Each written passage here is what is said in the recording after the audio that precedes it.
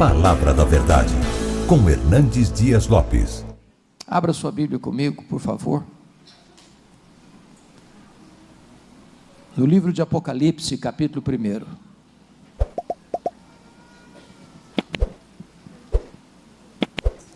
Vamos fazer leitura a partir do verso 5, a parte B, até o verso 18. Apocalipse capítulo 1, versos 5 a 18, começando na parte B. Aquele que nos ama e pelo seu sangue nos libertou dos nossos pecados e nos constituiu reino, sacerdotes para o seu Deus e Pai, a Ele a glória e o domínio pelos séculos dos séculos. Amém. Eis que vem com as nuvens e todo olho o verá, até quantos o traspassaram.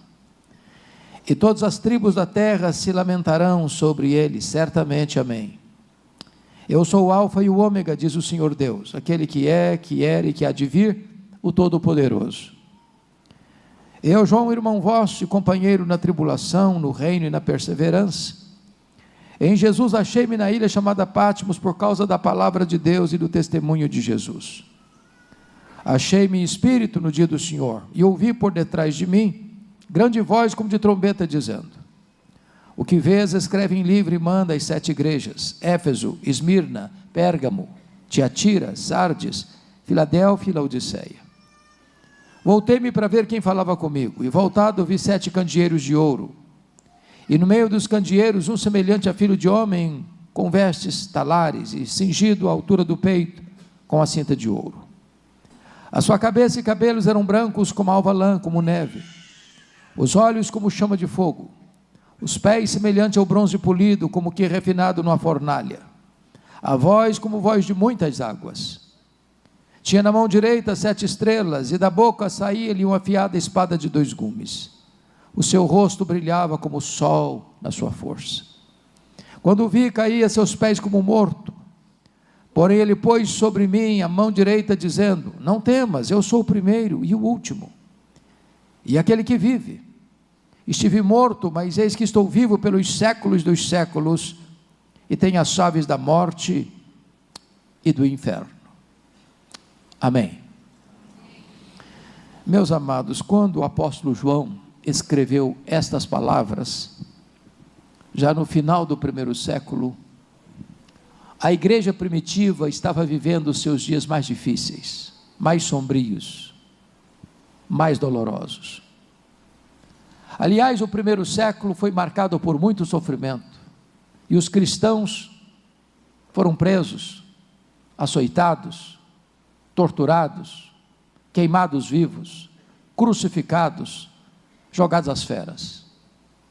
Poderíamos trazer à tona a história dos imperadores que governaram nesse 1º século, e muitos deles maltrataram cruelmente os cristãos.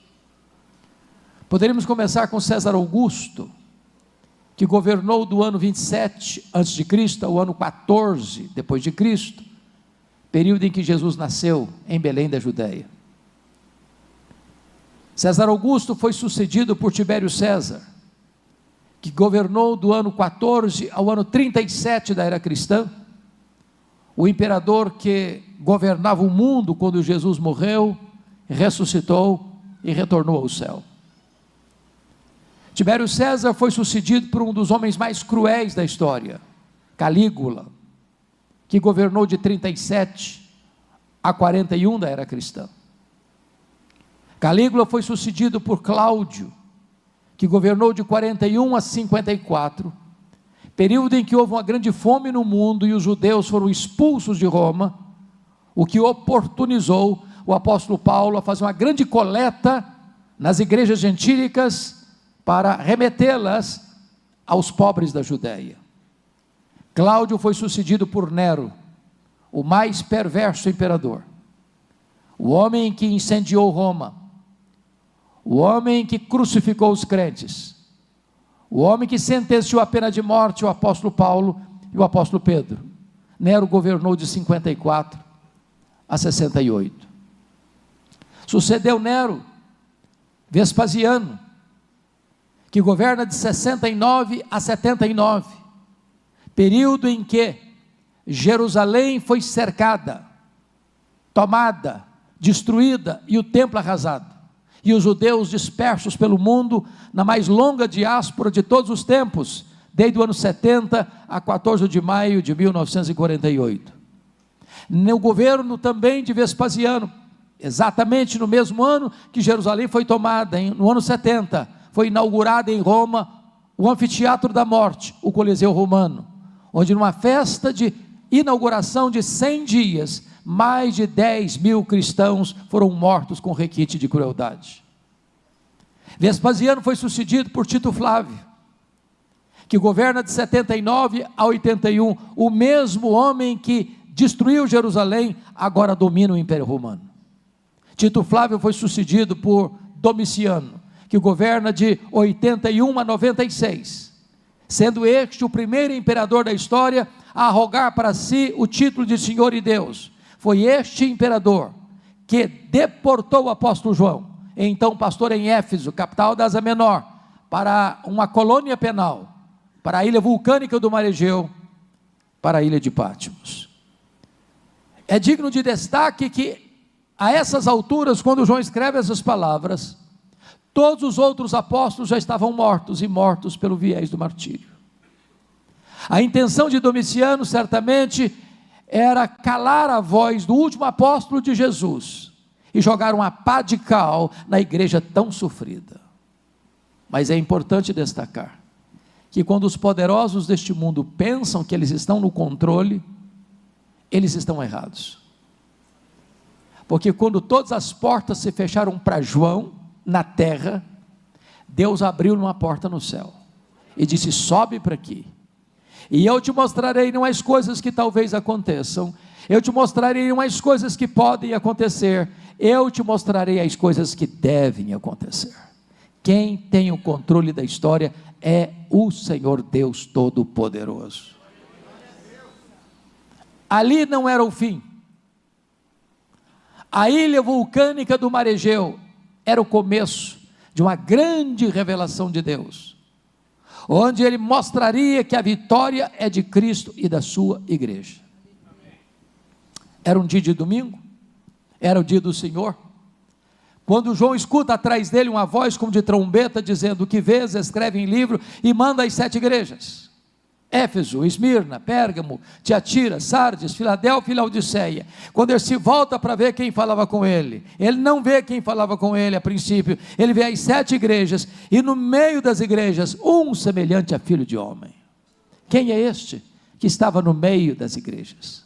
Quem é este que está aqui no meio desta igreja nesta noite?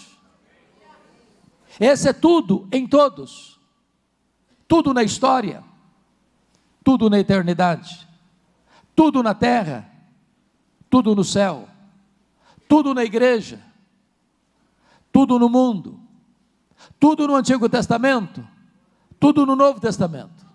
Ele é o centro da Escritura.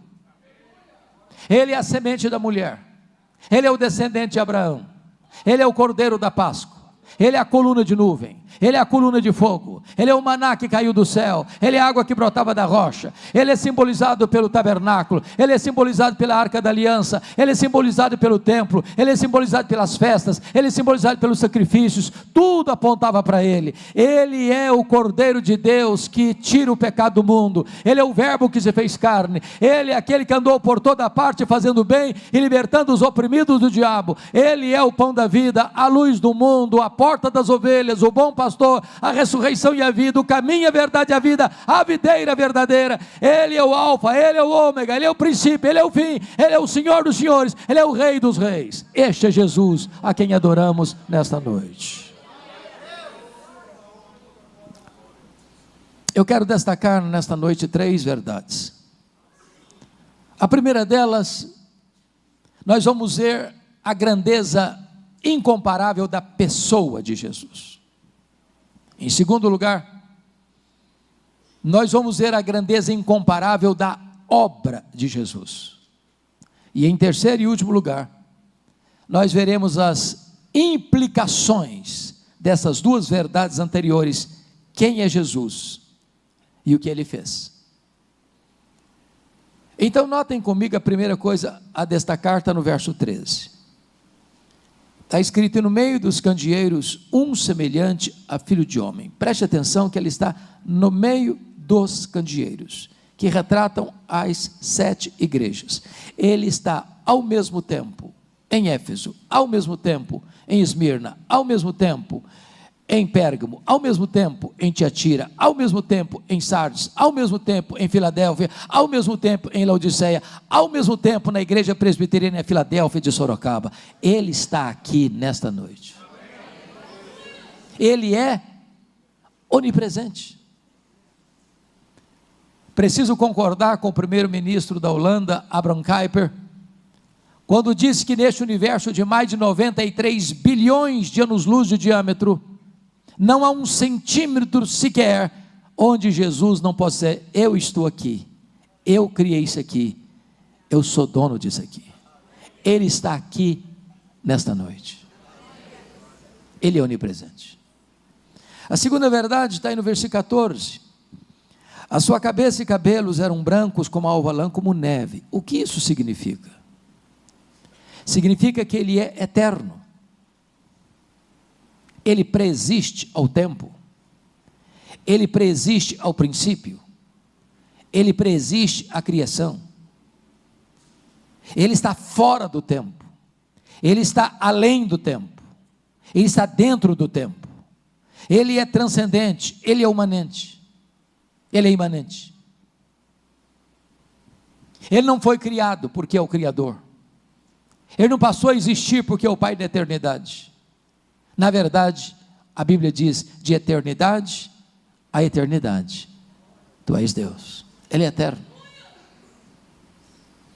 Ele não fica obsoleto, arcaico, ultrapassado. Ele é imutavelmente o mesmo, eternamente o mesmo. Terceiro,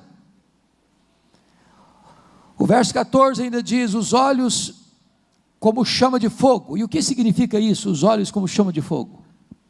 Significa que ele é onisciente, ele tudo vê, tudo conhece, a todo sonda. Não há nada que escape ao seu conhecimento. Ele conhece o revelado e conhece o oculto, ele conhece o conhecido e o incognoscível. Ele conhece o que os homens sabem e o que os homens ainda não sabem. Ele detém todo o saber. Nele reside todo o tesouro da sabedoria. É por isso que ele caminha entre as igrejas e vai repetindo e repetindo: eu conheço, eu conheço, eu conheço, eu conheço, eu conheço, eu conheço, eu conheço, eu conheço as tuas obras, eu conheço a tua tribulação, eu conheço a tua pobreza, eu conheço o lugar onde tu habitas. Ele conhece o seu nome, ele conhece o seu endereço, ele conhece o seu passado, ele conhece o seu presente, ele conhece o seu futuro, ele conhece as suas lágrimas, ele conhece as suas dores, ele conhece os seus dramas, ele conhece as suas angústias, ele conhece você por dentro e por fora, e apesar de conhecer você, ele ama você com amor eterno. Mas notem, versículo 15 diz: os pés semelhante a bronze polido, como que refinado numa fornalha. O que esta imagem descrita significa? Significa que ele é onipotente. Isso significa que ninguém desbanca Jesus, ninguém intimida Jesus, ninguém deslustra a glória de Jesus, ninguém derrota Jesus. Jesus nunca ficou acuado, com medo, inseguro, correndo risco de ser desbancado e derrotado. Alguns homens, do topo da sua arrogância tola, tentam desbancar Jesus, humilhar Jesus, derrotar Jesus. Mais recentemente, o patrono dos agnósticos da Inglaterra, Richard Dawkins, escreveu um livro ruidoso, Deus, um delírio. Em alguns círculos acadêmicos, se rasgava a cara em ruidosas gargalhadas, dizendo: agora a Bíblia está desbancada, agora está desacreditada, agora ninguém mais vai acreditar nesse livro, agora Jesus perdeu a sua supremacia. E eu pergunto a vocês: onde está o livro Deus, um delírio? Nem na promoção ninguém compra mais. E a Bíblia continua sendo traduzida, impressa e distribuída aos milhões. E Jesus continua no trono, poderoso e sobranceiro. O Carnaval Brasileiro de 2025 fez apologia ao diabo na maioria das escolas de samba. Pensando com isso que vai destronar Jesus. Há alguns anos em São Paulo, uma escola de samba ensinou o diabo arrastando Jesus pelos cabelos rua fora, como se isso pudesse atingir Jesus. A sensação que eu tenho é do Salmo 2, é que lá de cima ele olha essa cena e ri da tolice humana, porque é Ele quem dá a vida, é Ele quem tira a vida, Ele é quem exalta, Ele quem humilha, Ele é quem põe no trono e Ele quem faz apiar do trono. Ele é o todo-poderoso Deus que tem as rédeas da história em suas mãos. Ele é onipotente e Ele vai colocar debaixo dos seus pés todos os seus inimigos. Ele vai lançar no lago do fogo o anticristo, o falso profeta, o diabo, a morte, o inferno e todos aqueles cujos nomes não estão escritos no livro da vida. Mas tem mais. Veja comigo o versículo 15, que diz que a voz é como voz de muitas águas. E significa que a sua voz é poderosa e irresistível. A sua voz é tão poderosa, meus irmãos, que a Bíblia diz que Ele criou todas as coisas pela palavra do seu poder. Sem matéria preexistente, do nada Ele tudo fez. Ele dá uma ordem e o sol para. Ele dá uma ordem e as estrelas aparecem. Ele dá uma ordem e o vento cessa. Ele dá uma ordem e o mar se acalma. Ele dá uma ordem e a doença tem que ir embora. Ele dá uma ordem e os demônios têm que bater em retirada. Ele dá uma ordem e os anjos saem para obedecê-lo. A sua voz é poderosa e essa voz está ecoando aqui nesta noite, a voz do Evangelho, a voz da sua palavra. Mas notem comigo, o versículo 16, diz que tinha na mão direita 7 estrelas e da boca saía-lhe uma afiada espada de 2 gumes. O que significa, e da sua boca saía uma espada afiada de 2 gumes? Significa que ele é o vencedor em todas as batalhas. Jesus nunca perdeu uma batalha. E quando nós remetemos ao futuro e tratamos daquela batalha final chamada de Armagedon, alguns pensam que é uma região geográfica da Galileia, que você avista do Monte do Precipício em Nazaré, e nações poderosas se reunindo ali, com armas pesadas, com tanques de guerra, com armas de destruição. Mas na verdade, nessa batalha final, a única arma que vai ser acionada é a espada afiada de 2 gumes que sai da boca de Jesus. Ele vai matar o anticristo com o sopro da sua boca, com a manifestação da sua vinda. Ele não precisa do braço da carne para dar-lhe vitória. Ele é o vencedor em todas as batalhas. Ele é irresistível. Ele é poderoso. Mas ainda notem comigo no versículo 16, que o seu rosto brilhava como o sol na sua força. Ele é glorioso. E o Cristo que João está vendo aqui em Patmos não é o Cristo que ele viu no Getsemane, suando sangue, chorando, prostrado com o rosto em terra. O Cristo que ele está vendo aqui não é mais aquele Cristo esbordoado e cuspido do sinédrio judaico. O Cristo que João está vendo aqui não é mais aquele Cristo vilipendiado e espancado do pretório romano. Não é mais aquele Cristo que caminha exangue pelas ruas de Jerusalém, sob os apupos e vaias de uma multidão ensandecida. O Cristo que João está vendo aqui não é aquele Cristo suspenso entre a terra e os céus, pregado naquele leito maldito. Não, o Cristo que João está vendo aqui é o Cristo vitorioso, é o Cristo glorioso. Seus cabelos são brancos como a neve, os seus olhos são como chamas de fogo, os seus pés como de bronze polido, a sua voz é de como muitas águas, e ele segura a igreja em suas mãos, e o seu rosto brilha como o sol na sua força. Ele é o Cristo glorioso. Mas notem, versículo 17, está escrito que quando João o vê, cai a seus pés como morto. E João era o mais próximo discípulo de Jesus, mas diante do Cristo da glória, ele é impactado, como Jó foi impactado, como Isaías foi impactado, como Paulo foi impactado pela presença gloriosa de Jesus. E esse Cristo, meus amados, é o Cristo da nossa restauração.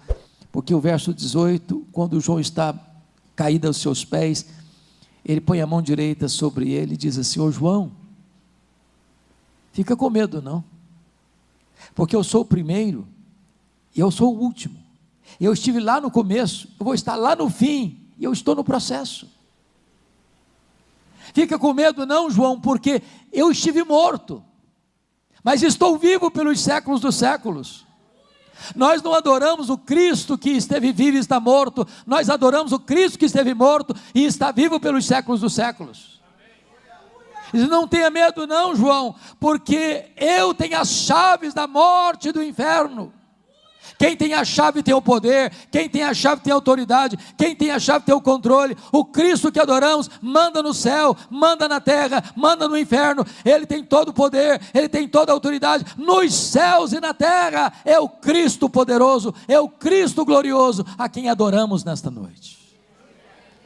A glória incomparável da sua pessoa. Esse é o primeiro ponto da mensagem. Vamos ao segundo ponto: a glória incomparável da obra de Jesus.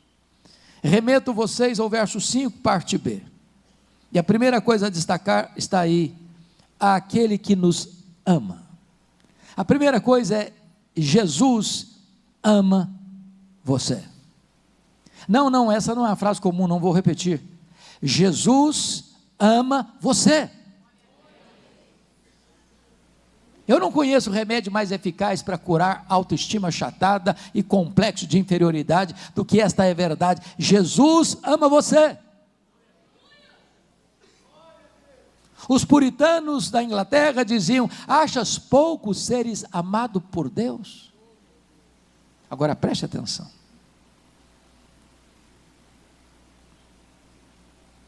Às vezes, as pessoas nos amam porque elas não nos conhecem totalmente. Se elas conhecessem todos os pensamentos que povoam a nossa mente, talvez fugiriam de nós, chocadas, escandalizadas. Mas Jesus conhece você por dentro e por fora. Ele conhece os seus pensamentos, Ele conhece as suas palavras antes que elas cheguem à sua boca. Ele conhece você total e exaustivamente, e apesar de saber tudo a seu respeito, Ele ama você com amor eterno. Não há nada que você possa fazer para Ele amar você mais, não há nada que você possa fazer para Ele amar você menos. Ele ama você com amor eterno. Agora, a causa do amor dele por você não está em você, nem em mim. Ele nos ama não por causa dos nossos méritos, mas apesar dos nossos deméritos. Ele não nos ama por causa das nossas virtudes, mas apesar dos nossos pecados. A causa do amor dele por nós não está em nós, está nele mesmo. O amor dele, diz a Bíblia, é abundante porque é derramado pelo Espírito Santo. O amor dele é imerecido porque nos amou quando éramos fracos, ímpios, pecadores e inimigos. O amor dele por nós é provado porque Deus prova o seu próprio amor para conosco pelo fato de ter Cristo morrido por nós, sendo nós ainda pecadores. Então nunca duvide que Jesus ama você, porque ele não escreveu em letras de fogo nas nuvens, eu te amo. Ele esculpiu na cruz do Calvário, eu te amo. A segunda verdade, ou a segunda obra que precisa ser destacada, está no verso 5 ainda, que diz assim: e pelo seu sangue nos libertou dos nossos pecados. Então a primeira verdade é que ele ama você, a segunda verdade é que ele morreu por você. Ele deu a sua vida por você. Ele não morreu porque foi uma vítima indefesa do sistema do Império Romano. Ele não foi para aquela cruz porque sucumbiu à trama do sinédrio judaico. Ele não foi para aquela cruz porque Judas o traiu por ganância ou porque Pilatos o sentenciou por covardia. Ele chegou a dizer: ninguém tira a minha vida de mim, eu, pelo contrário, espontaneamente a dou. Ele não foi para aquela cruz esperneando, ele caminhou para a cruz como um rei caminha para a sua coroação. Ele morreu propositadamente pelos nossos pecados, para nos libertar do pecado. Implica, portanto, que pecado escraviza.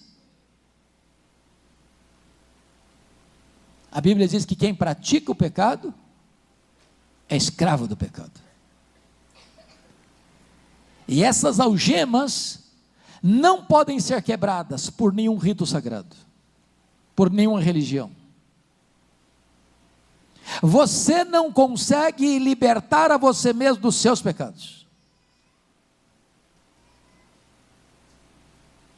O profeta Jeremias disse que assim como um etíope não pode mudar a cor da sua pele, assim como um leopardo não pode apagar as manchas da sua pele, assim também nós não podemos mudar a nós mesmos. Agora preste atenção: o sangue de Jesus nos purifica de todo pecado.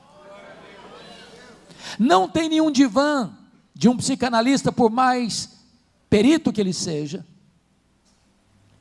não tem nenhuma experiência mística que você possa experimentar, nenhum ritual sagrado, nenhum remédio na farmácia, que possa atenuar a dor da culpa, do chicote da culpa que assola a sua consciência. Mas o sangue de Jesus liberta você, a morte de Cristo restaura você, perdoa você, traz para você perdão, restauração e vida nova. Pelo seu sangue Ele nos libertou dos nossos pecados, pela sua morte Ele nos libertou dos nossos pecados. Louvado seja Deus.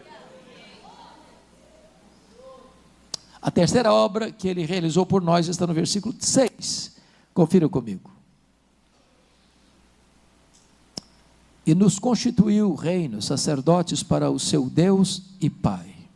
Primeiro, Ele amou você. Segundo, Ele morreu por você. Terceiro, Ele exaltou você.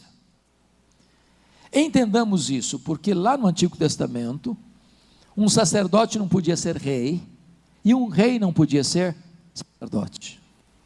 O rei Uzias, do topo da sua arrogância, depois de 5 décadas no poder, tentou usurpar o ofício sacerdotal e entrou no templo para queimar incenso e ficou leproso. Mas Jesus veio ao mundo e Ele exerceu o ofício de profeta, de sacerdote e de rei. E você que crê em Jesus é constituído por Ele rei e sacerdote. Corre em suas veias mais do que sangue azul. Você é filho do Rei dos Reis e do Senhor dos Senhores. O véu do templo foi rasgado de alto a baixo, e agora você não precisa de que alguém apresente você, que represente você. Agora você não precisa de um guru espiritual, agora você tem livre acesso à presença de Deus. Você pode entrar na sala do trono a hora que você quiser, no dia que você quiser, onde você estiver, como você estiver, porque a sala do trono está franqueada para você, porque agora você é sacerdote, agora você é rei, você tem um sacerdócio real, conectado com Deus. Agora você está sentado com Cristo nas regiões celestes, acima de todo o principado e potestade. Quarto lugar: primeiro, Ele amou você. Segundo, Ele morreu por você. Terceiro, Ele exaltou você. Quarto, Ele voltará para você. Olha o verso 7, por favor. Verso 7 comigo, por gentileza, olha aí. Eis que vem com as nuvens, e todo olho o verá. Irmãos amados, nós já cantamos isso aqui hoje. Nós aguardamos a volta de Jesus. Na ponta dos pés clamamos: Maranata, ora vem, Senhor Jesus. Aqui está, amados, a acrópole da nossa esperança, o pináculo da nossa fé, a consumação da nossa redenção. Jesus voltará, e Ele voltará pessoalmente. Ele não vai mandar um embaixador para representá-lo, não. Ele pessoalmente virá. Ele voltará visivelmente, todo olho verá. Vai ser o evento mais público da história da humanidade. Não haverá montanha tão alta, vale tão escuro, caverna tão escondida, que possa impedir que todo olho o veja vindo na sua glória. Por isso Ele alertou: vigiai, porque não sabeis nem o dia e nem a hora. Vigiai, porque você não vai saber se vai ser de tarde, de noite, ou de manhã ao cantar do galo. E eu posso lhe garantir que Jesus voltará à tarde,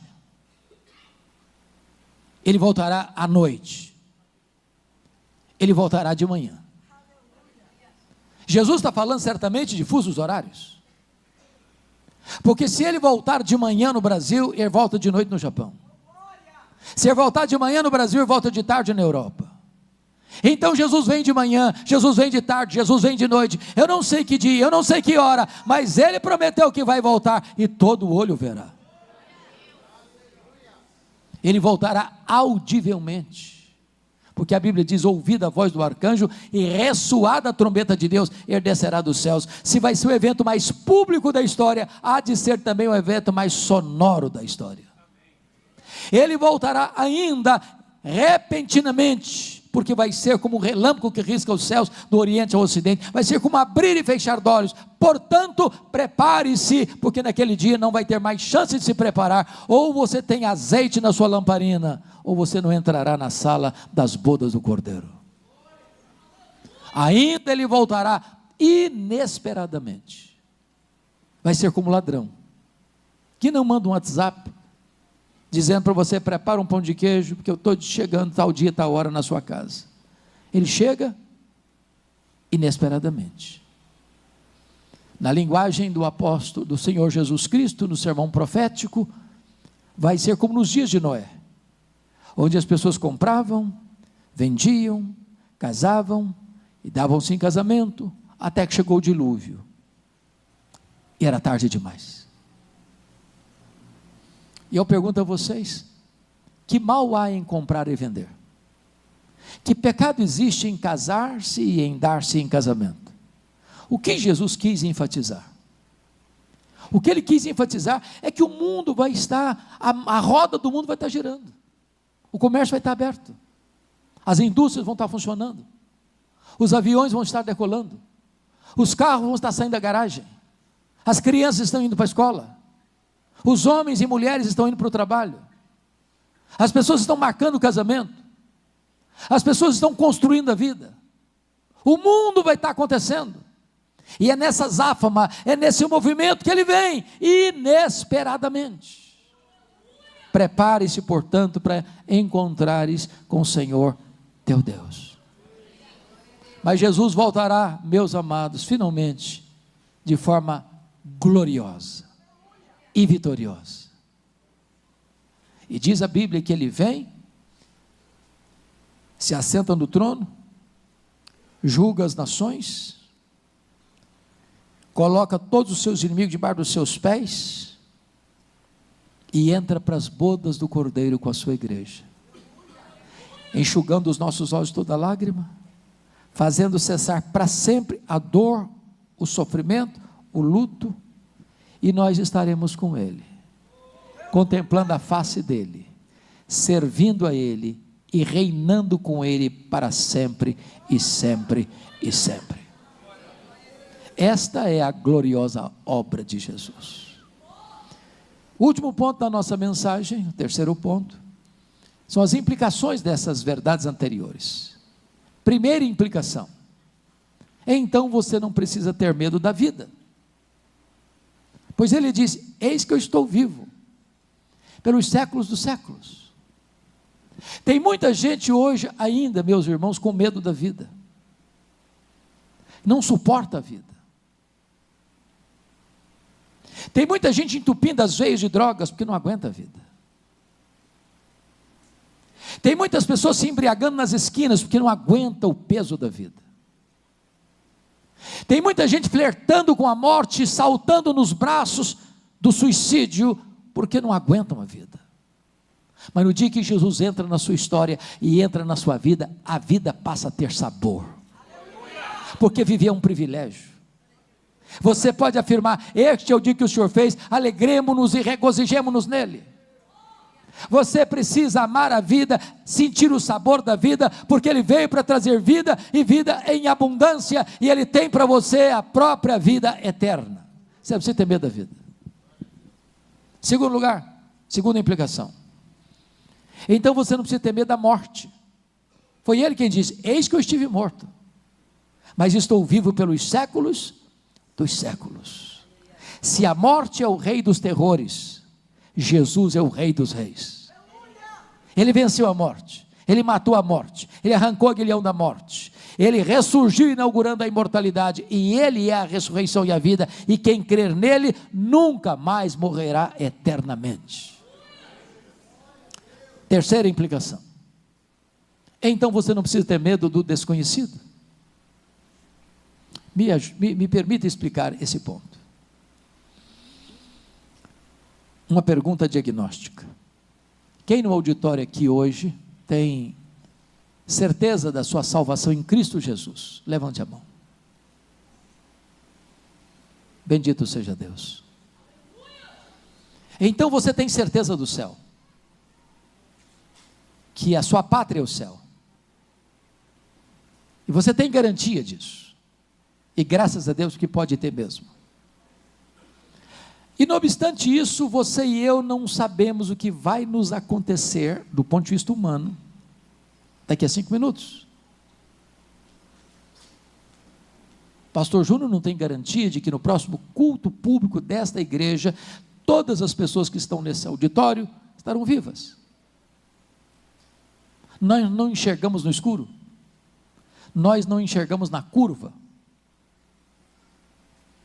O que eu quero dizer com isso é que quando João foi levado para aquela ilha, o cenário era muito sombrio, parecia o fim.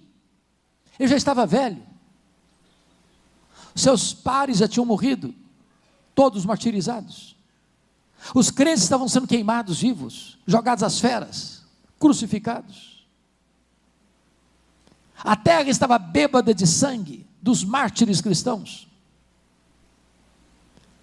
Parecia que seria o ocaso da história da igreja, mas de repente ele escuta uma voz dizendo: sobe para aqui. E quando ele, numa visão, sobe para o céu, ele vê alguém sentado no trono, o Todo-Poderoso Deus, aquele que é santo, santo, santo.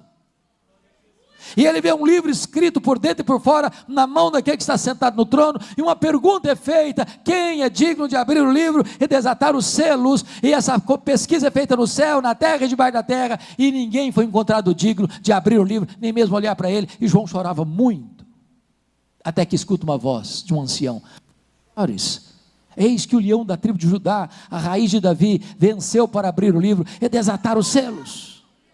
E então Jesus, o leão da tribo de Judá, o Cordeiro de Deus, que morreu para comprar com seu sangue os que procedem de toda tribo, raça, povo, língua e nação, tomou o livro, abriu os seus selos, as trombetas foram tocadas, o quarteto do mal se levanta, as taças da ira de Deus são derramadas, o quarteto do mal é quebrado e derrotado, e o Cordeiro de Deus, Jesus, o Verbo eterno, vem com grande glória e poder para julgar as nações, para vencer os inimigos e para reinar com a sua igreja. O desconhecido para João era conhecido de Deus, o que você não conhece, Deus conhece, e Ele está com você nas curvas da história, nas noites escuras da história. Você não precisa ter medo do desconhecido, porque Jesus está dentro do desconhecido.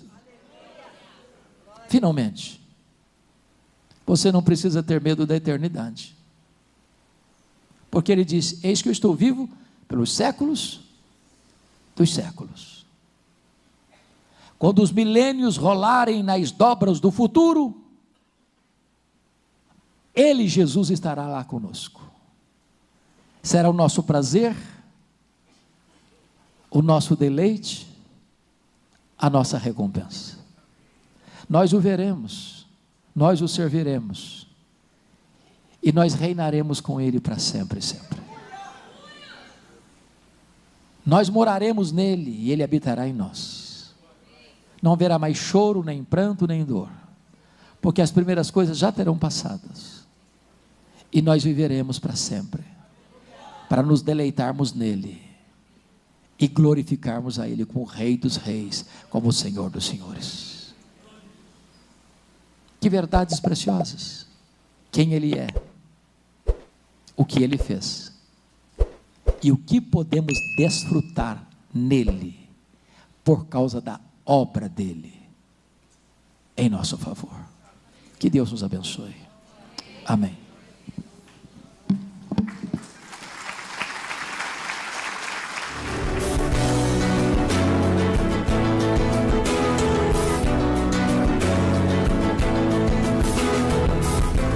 Palavra da Verdade, com Hernandes Dias Lopes.